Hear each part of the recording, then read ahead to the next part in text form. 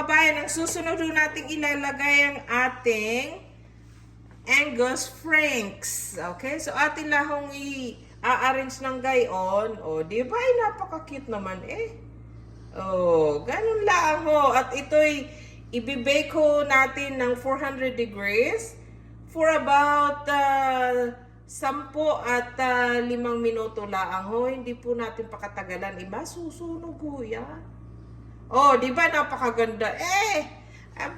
Naman, pag kayo nga naman hindi kumain nito, ewan ko na laang. Lagyan natin ng dalawa pa, guys. Napakatipid mo nga naman ni Ana.